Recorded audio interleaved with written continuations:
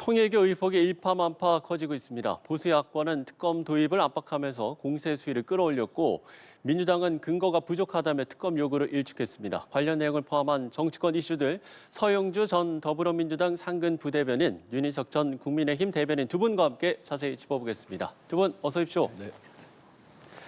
자, 이번 사태를 두고 먼저 양당의 대응을 어떻게 보는지 두 분께 좀 의견을 듣고 싶은데 일단 국민의힘은 이번 사태를 통일교 게이트로 명명하면서 전선을 좀 확대하고 있는 모습이고 민주당은 좀 사태를 주시하면서 지금 약간 신중한 입장을 보이고 있거든요. 양당의 대응은 어떻게 보시는지 먼저 서영주 대변인께 질문 드리겠습니다. 일단 뭐 국민의힘 자체는 지금 이제 통일교에 대한 문제 자체가 국민의힘으로 국한돼 있고 윤석열 정부로 있었기 때문에 사실 뭐 호재를 만났다고 보는 것 같아요. 근데 이제 전재수 전 장관이라든지 그 정동연 장관, 그다음에 임종성 의원, 민주당 인사가 나오긴 했죠. 그러나 전체 축에 있어서는 민주당 인사가 있는 게 아니라 여야 정치권 인사들이 모두 포함된 겁니다.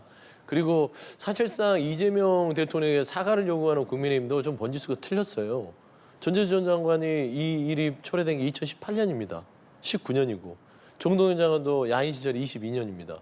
이재명 정부와는 전혀 상관이 없어요. 근데 무슨 꼬리자리를 한다고 그렇게 정치적으로 얘기를 하는지.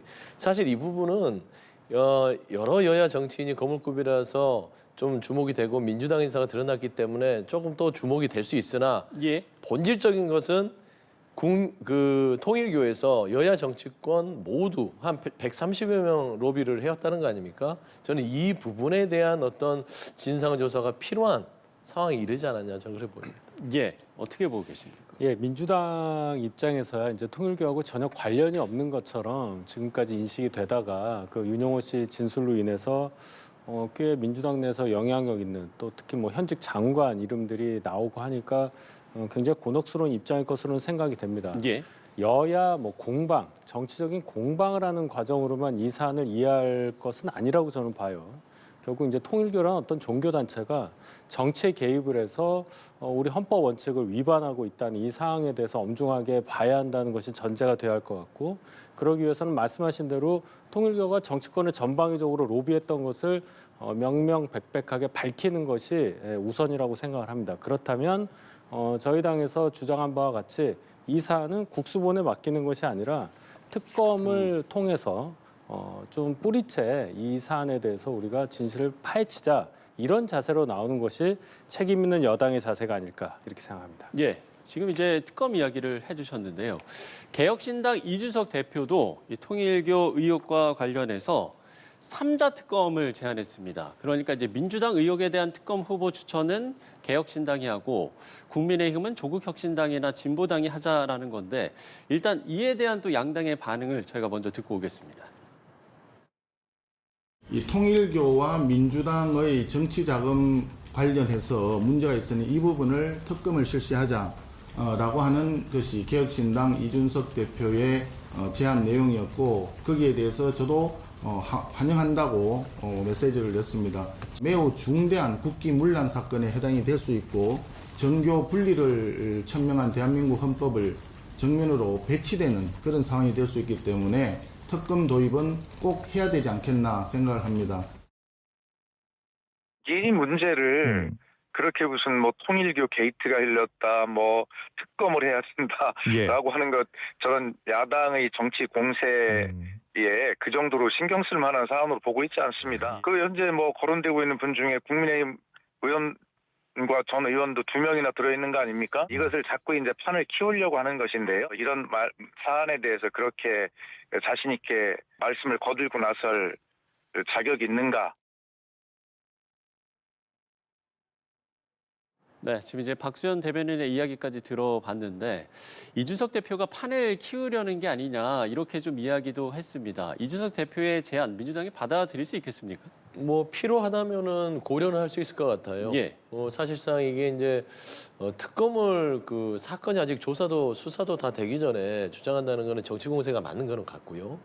수사를 통해서 실체적 진실이 다 드러나지 않는다면 의혹이 있다면 특검으로 가는 거 그게 이제 순서잖아요. 그래서 저는 이준석 의원이 개혁신당을 앞세워서 특검론을 가지고 나오고 본인이 어떤 민주당의 특검의 어떤 키를 잡겠다는 거는 최근에 이준석 의원이 존재감이 좀 죽었어요. 이를 통해서 본인의 존재감을 좀 드러내겠다라는 정치적 계산이지 지금 뭐 갑자기 갑툭튀로 특검하자 그리고 본인들에게 키를 주라라고 해서 뭐 이거 읽지 않았어요. 이 사안 자체가. 그래서 지금 현재는 수사 진행 상황을 지켜보고 나서 향후에 특검이 필요하다면 여야가 논의를 해서 출발하면 될 것이다. 민주당에서도 특검을 아예 반대하는 것은 아니다라는 것으로 알고 있습니다. 예.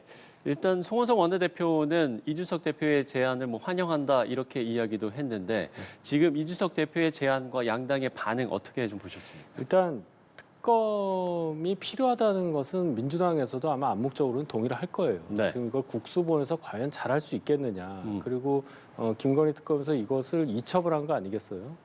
미리 알고 있었는데도 계속 뭉개고 있다가 이상하게 수사를 안 하는 그 과정을 봤기 때문에 이제는 민주당 주도의 특검이 출범을 해서는 안 되고 다른 정치 세력이 주도한 특검이 나와야겠다 이런 인식이 있는 거죠. 예. 지금 진행되고 있는 세 가지 특검을 잘 보시면 저희 당은 특검 구성에 전혀 참여를 못한 상태에서 특검이 출범을 했습니다. 이유는 저희 당이 여러 가지 사건에 연루가 됐다는 거였잖아요.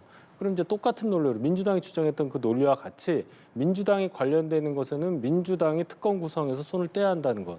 또 국민의힘도 여기에 연관돼 있다고 본다면 그러면 네. 국민의힘도 손을 떼고 그렇지 않은 제3세력이 원내에서 특검법을 발의하고 통과시키고 해서 특검을 구성하자. 이 논리는 저는 타당하다고 봅니다. 이미 그러한 논리에 따라서 특검 세계가 운영이 되고 있고 예. 국민적으로도 어떤 독립적인 특검이 출범을 해서 이 수사를 제대로 할 수 있다는 인식이 퍼져 있을 수 있기 때문에 이러한 제안에 대해서는 환영한다고 저도 같이 생각합니다. 예.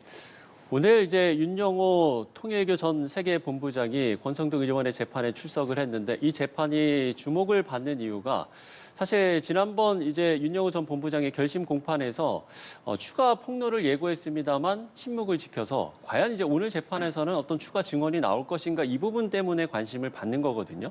어떤 좀 증언들이 나올 거라고 보세요? 어떻게 예상하세요? 나올 가능성은 상당히 낮다고 봅니다. 네. 지난 본인의 재판에서 증언을 했으면 했는데 왜 뒤늦게 뭐 권선동 의원의 증인으로 나가서 그 얘기를 하겠어요? 예. 또 증인으로 나갔을 때 사실과 다른 얘기를 했을 때는 위증 혐의를 또 추가로 받을 수 있고요. 본인의 구형 이외에 또 다른 수사로 전개될 수 있는 진술을 할 가능성은 높지 않아요. 네. 최근에 보면은 윤영호 전 본부장의 증언이 조금 오락가락합니다. 본인이 돈을 직접 건넸다고 했다가 최근에는 직접 건넨 건 아니고 건넨 것으로 보고를 받았다라든지 어떤 여러 가지로 그 간접적인 그 진술을 하고 있단 말이에요. 예. 그렇게 봤을 때는 본인 스스로도 지금 자신이 없는 상황에 있기 때문에 재판에 나가서 증인으로서 또 다른 증언을 아주 확정적으로 한다. 굉장히 큰 부담이 있을 것이다. 그래서 저는 별다른 증언이 추가적으로 나오지 않을 것으로 봅니다. 예. 이 질문도 그럼 들어보고 싶은데 사실 이 지금 통일교 측에서 윤 전 본부장의 개인 일탈이라고 이제 선을 그었기 때문에 이 부분도 오늘 이제 재판이 아니더라도 앞으로 뭐 경찰의 수사에서든지 이 어떤 그 윤영호 전 본부장의 진술에 좀 영향을 미칠지 이 부분도 좀 궁금한데요. 어떻게 보세요? 만약에 통일교 쪽에서 입장 발표한 것처럼 네. 이 사안을 윤영호 씨 개인의 어떤 일탈로 계속 몰고 간다면 예. 의외로 윤영호 씨가 추가 폭로를 할 가능성이 있겠죠. 물론 네. 윤영호 씨 입장에서는 징역 4년 구형된 것을 어떻게 보면 소득이라고 볼 수도 있어요. 생각보다 구형량이 작았거든요. 그래서 본인에 대한 어떤 형사처벌 가능성까지 생각하면 진술 가능성이 되게 낮다고 볼 수도 있는데 예. 이걸 통일교에서 이런 식으로 본인에게 책임을 다 떠넘기려고 하는 행태를 보이면 또 다른 생각을 할 수도 있다고 봅니다. 그런 과정에서 본인에게 혐의가 더 씌워질 수가 있으니까요. 그래서 통일교와 윤영호 씨 누가 봐도 윤영호 씨 혼자서 이걸 했다고 보겠습니까? 그러니까 그것은 통일교 측의 입장이다. 이 정도 이해를 하고 중요한 거는 윤영호 씨가 과연 이제 공판 과정에서 아니면 또 추가 수사 과정에서 어떤 얘기를 할지 알고 있는 것을 다 얘기를 할지 이 부분에 집중을 해야 할 텐데 지금으로 봐서는 뭐 이재명 대통령이 2번이나 뭐 종교재단 해산을 언급을 하고 또 실제적으로도 여러 가지 압박이 있는 것으로 지금 보여지고 있기 때문에 예. 결국 수사를 통해서 우린 진실을 밝힐 수밖에 없다. 진술에 의존한다기보다는 그런 차원에서 특검의 필요성이 더 높아진다는 역설 아닌 역설을 또 접하게 됩니다. 예. 윤영호 전 본부장이 과연 뭐 추가 폭로를 할 것인지 이 부분도 앞으로 좀 지켜봐야 될 것 같습니다.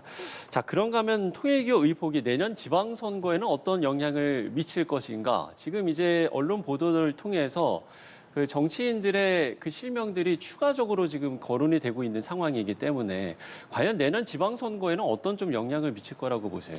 그러니까 두 가지 측면이 있는데 너무 네. 당연한 얘기 같아요. 그 정치인들에게는 위기가 기회가 될 수도 있는 것이고 위기가 그냥 위기로 끝날 수도 있어요. 예. 그러니까 너무 제가 성의 없이 얘기하는 것 같지만 사실 그게 두 가지 케이스밖에 없습니다.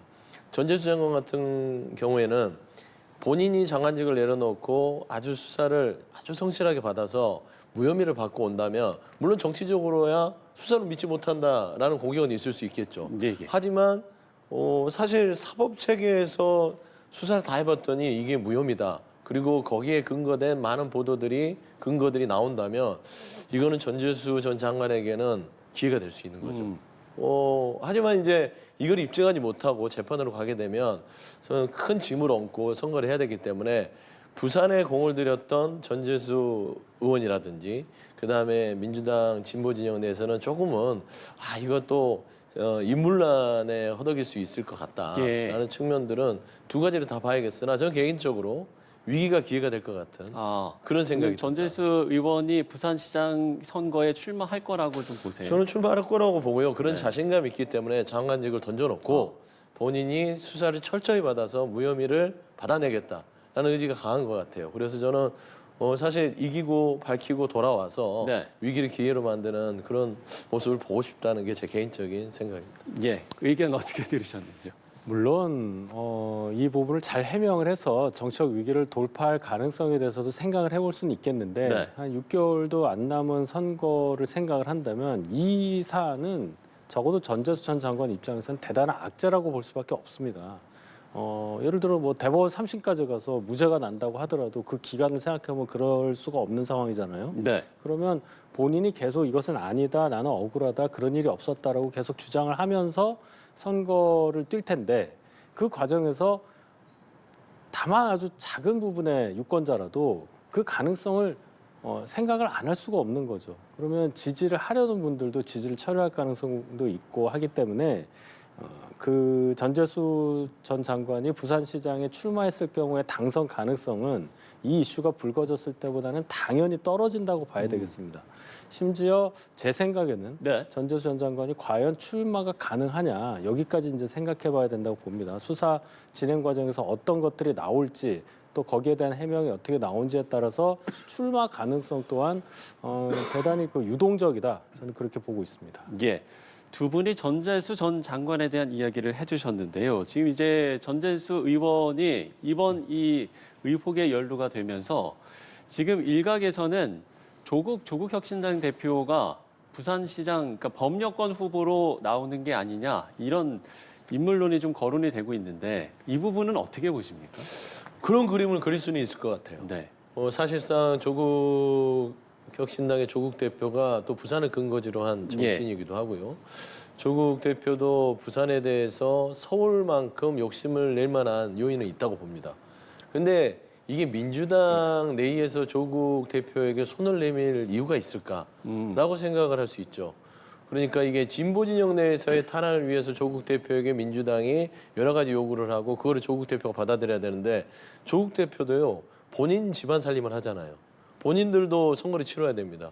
그러면 서울을 교두보로 해서 움직이는 게 나을 건지 예. 부산을 교두보로 해서 움직이는 게 나을 건지에 대해서는 사실 부산으로 조국 대표가 근거지로 옮긴다면 사실 조국 혁신당 자체가 전국 정당으로 이번 지방선거를 치를 수 있는 그런 계획들이 순조롭게 갈 것이냐 저는 조금은 가능성이 낮지 않냐 낮다. 그렇게 보고 있습니다. 예.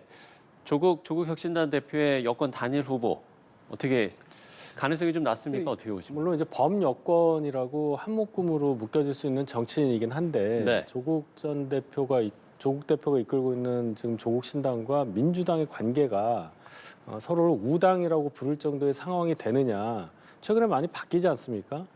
조국 신당이 야당으로서의 어떤 정체성을 굉장히 강화하고 있기 때문에 범여권이라는 틀 안에서 민주당이 후보를 내지 않고 조국 신당의 조국 대표를 부산시장 후보로 낸다.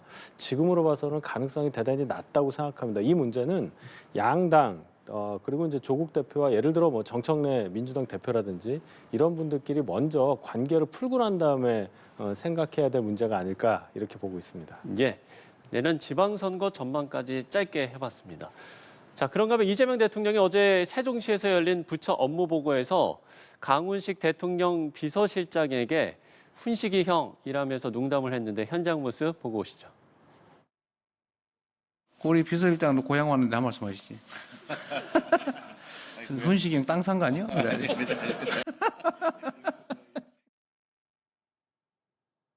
네, 매우 짧은 영상인데요. 그러니까 이재명 대통령이 강훈식 비서실장에게 그러니까 고향에 왔으니까 한 말씀 해라 이렇게 이야기를 하면서 훈식이 형, 네, 제가 좀 이 사투리를 좀 해보려고 하는데 잘 안 되는데, 네, 땅을 지금 보시는 것처럼 네, 땅 산 거 아니요? 네, 이렇게 했는데 이 발언 배경 어떻게 봐야 됩니까? 이제 뭐 조금 이 비서실장 놀려먹는 거를 즐기시는 것 같아요. 네. 대통령께서 지난번에 이제 해외 순방 갔다 와서도 사무실 갈 거냐고 그랬더니 사무실 간다고 해서 강훈식 비서관이 깜짝 놀라서 집으로 안 가고 대통령이 사무실 오니까 또 뛰어갔던 모습들인데 사실 저는 이제 웃음 속에 좀 뼈대 있는 말 같아요. 최근에 김남국 비서관과 문진석 의원의 그 형 누나 논란 속에서 물론 강훈식 비서실장이 개입한 건 없으나 괜히 가만히 있다가 고초를 당했잖아요.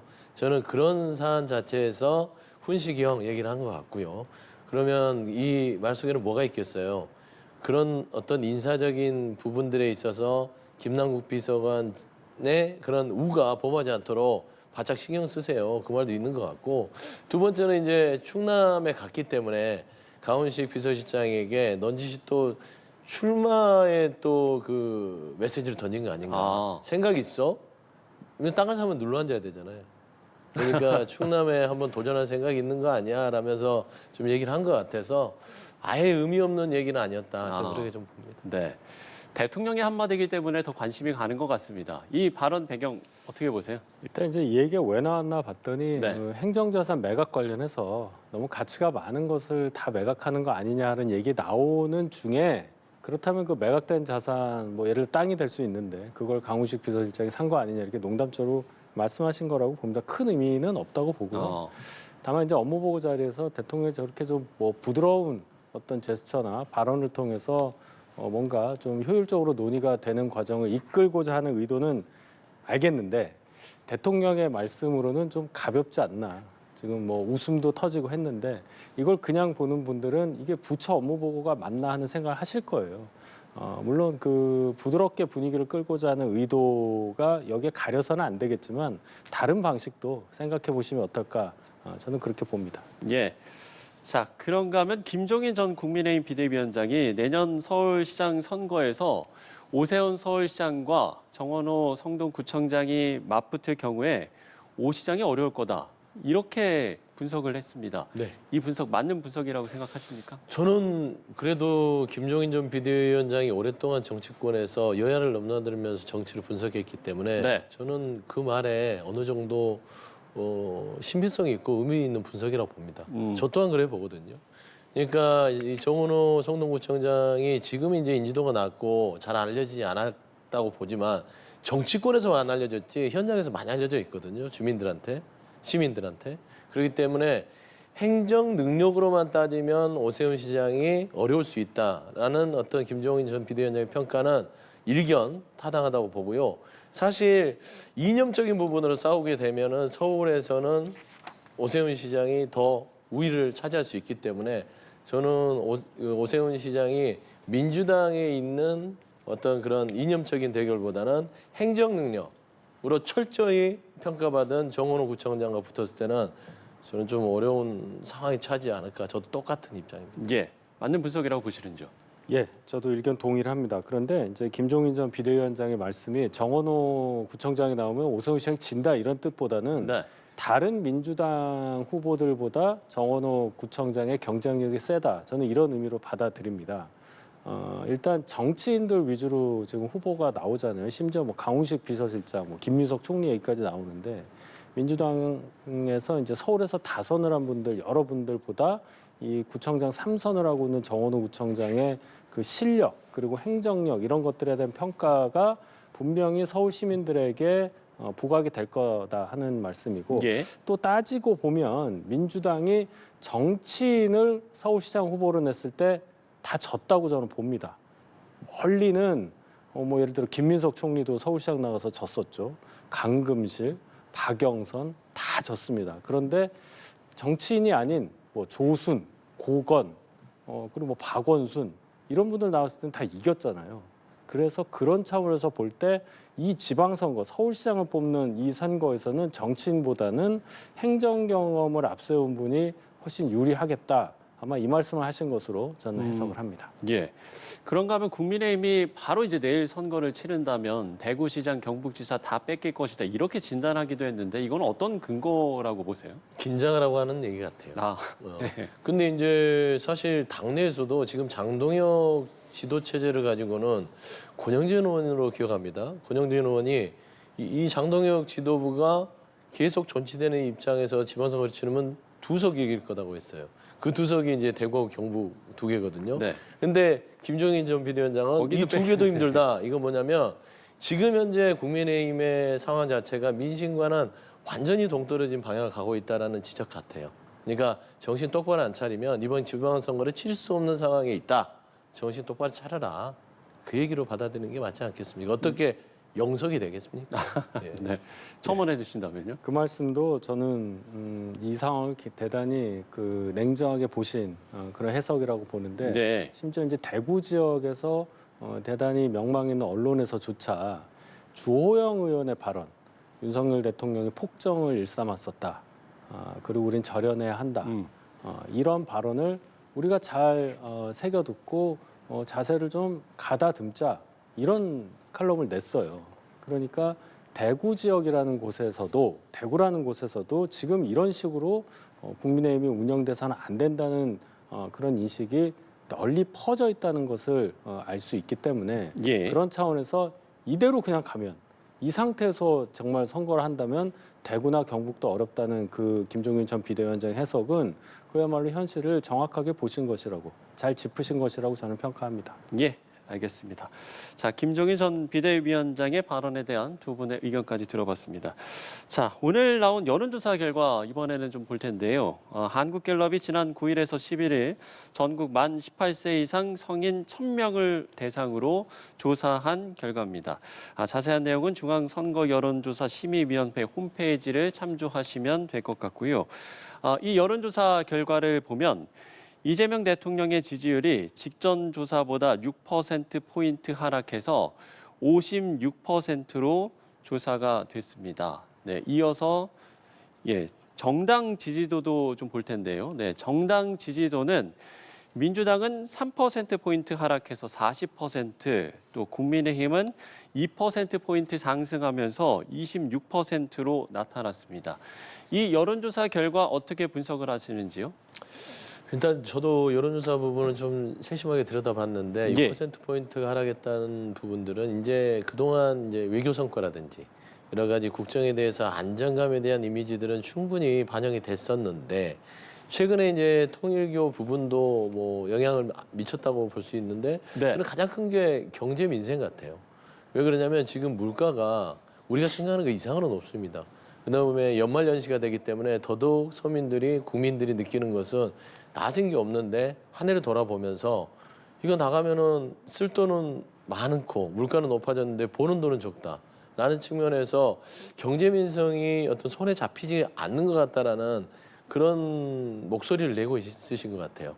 그래서 그 부정적인 요인에 있어서도 경제 민생이 가장 높은 걸로 나왔기 때문에 네. 지금 현재 집권 여당이나 물론 이재명 대통령이 열심히 하고 계시는데 현 정부도 국민들이 체감할 수 있는 민생 경제 효과를 좀 가시적으로 보여줘야 될 때가 아닌가 저는 그렇게 좀 진단하고 싶습니다. 예. 이재명 대통령과 여당의 지지율이 하락을 했고 국민의힘은 소폭 상승을 한 상황 어떻게 분석하고 계십니까? 일단 이제 대통령 지지율과 민주당 지지율이 같이 떨어졌잖아요. 네. 이거는 일주일 사이의 얘기니까 결론적으로는 정치적 이슈 때문에 이런 변화가 있었다고 보는 게 맞겠죠. 예. 경제 상황 어려운 거야 어제 오늘 일이 아니니까요. 그렇다면 일주일 사이에 무슨 일이 있었느냐? 결국 이제 통일교 문제 때문에 전재수 전 장관이 연루되어 있다는 것, 또 민주당의 많은 의원들이 연루될 가능성이 있다는 것, 이런 진술이 나오고 실명이 나왔기 때문에 네네. 정치적인 이슈 때문에 이러한 지지율 변동이 있었다고 보고, 그러면 이제 반사적으로 저희 당 지지율이 좀 올라간 거로 봐야 되겠죠. 저희가 뭘 잘했다기보다는 이런 상황에서 통일교 같은 경우에 저희 당만 계속 공격을 받았잖아요. 근데 보니까 여야가 다 같았구나라는 인식이 어느 정도 여론조사에 반영된 게 아닌가. 저는 일단 그렇게 평가를 하고 싶습니다. 예. 그럼 만약에 이 통일교 금품수수 의혹이 뭐 계속해서 윤영호 전 본부장의 뭐 추가 폭로가 나올 수도 있고요. 이 부분이 앞으로도 이런 뭐 지지라든지 여론조사에 영향을 미치겠습니까? 사실 이게 이제 좀 충격파로 다가온 거라고 봐야 될 것 같고요. 사실 이게 어떻게 해결하느냐가 중요합니다. 예. 이 부분을 그냥 비호만 하고 덮어놓고 하는 모습들이 아니라면 충분히 이 통일교의 악영향 부분들은 좀 돌파할 수 있다고 보는 것이고요. 그다음에 이제 수사가 빨리 진행되고 있습니다. 진행되면서 이 확인되는 사실들이 또 보도가 될 것이고, 그러게 되면 국민들이 가지고 있는 여러 가지의 의혹들이나 우려들이 불식될 가능성이 저는 높아요. 그래서 저는 이제 통일교 문제가 향후에 뭐 특검까지 가기에는 아주 지리한 상황이기 때문에 단기간으로 충격은 있을 수 있어도 네. 오랫동안은 갖고 갈 가능성은 없는 것 같다. 그러니까 추세상으로는 크게 영향을 안 미칠 것이다. 이렇게 저는 좀 오래 보시면- 가지는 않을 것 같습니다. 예. 첨언해 주신다면요. 글쎄요, 올해 가고 안 가고는 뭐 또 수사 과정에서 나올 얘기들에 따라 달라지겠지만, 이 정도로 지금 얘기가 커지는 것은 기시감이 있기 때문이라고 봅니다. 통일교에서 윤영호 씨라는 분이 뭐 김건희 여사 관련해서 무엇을 줬고, 또 권성동 의원에게 현금을 교부하고 하는 과정에 있어서 뭐 사진도 찍히고 그러지 않았습니까?